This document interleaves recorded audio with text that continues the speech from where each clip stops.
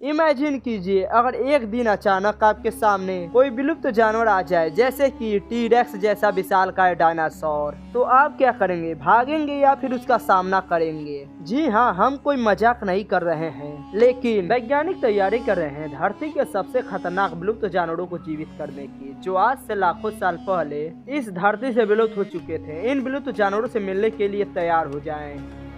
Imagine कीजिए अगर आप बर्फीले इलाकों में खड़े हैं, अचानक आपके सामने एक विशालकाय मैमथ आ जाता है, जिसका आकार लगभग 14 फीट लंबा, वजन 6 टन भारी और पूरे शरीर पर मोटी ऊन जैसी फर।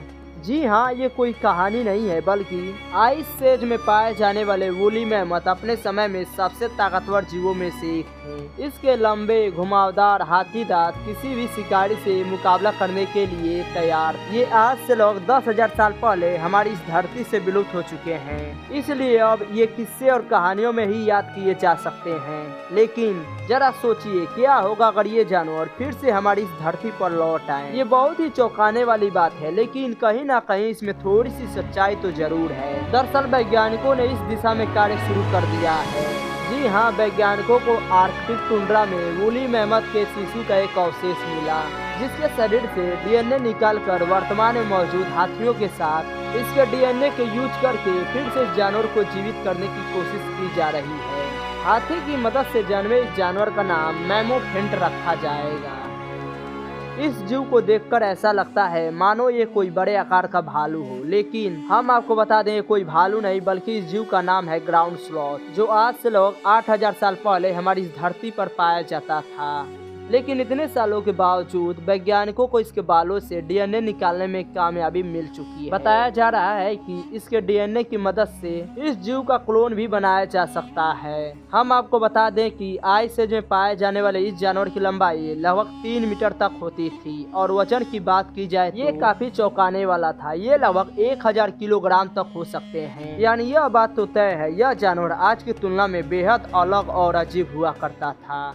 अगर आपको लगता है कि आज के समय के शेर और बाघ सबसे खतरनाक हैं, तो जरा सोचिए क्या होगा अगर सेबर टूथ टाइगर वापस आ जाए तो? आइस एज में पाए जाने वाले सेबर टूथ टाइगर भी क्लाइमेट चेंज में सरवाइव नहीं कर पाए और एक्सटिंक्ट हो गए। लेकिन ये दिखने में आज के टाइगर की तरह ही लगते थे, लेकिन वे टाइगर से भी विशाल और खूंखार होते थे। इनके वजन की बात की जाए तो ये लगभग 100 से 200 किलोग्राम तक होते थे। वहीं इसके लंबाई की बात की जाए तो ये लगभग 13 फीट लंबे होते थे। इनका ताकतवर शरीर इस बात का सबूत था कि ये बड़े से बड़े जानवरों को भी अपना शिकार बनाने की काबिलियत रखते थे। ये ऊंट, मैमथ और स्लॉथ जैसे विशालकाय और भारी जीवों को भी अपना शिकार बनाने से पीछे नहीं हटते थे। इतना ही नहीं, इसके पास वर्तमान में पाए जाने वाले टाइगर की तरह 2 दांत भी हुआ करते थे, लेकिन ये दांत काफी बड़े और नुकीले होते थे। इनके दांतों की लंबाई लगभग 1 फीट तक हुआ करती थी। हालांकि ये जानवर आज से लगभग 11,000 साल पहले इस धरती से विलुप्त हो चुके हैं, लेकिन वैज्ञानिकों को अब जाकर इनके फसल से डीएनए निकालने में कामयाबी मिल चुकी है, जिसे लेकर रिक्रिएशन की भी खबरें आ रही हैं।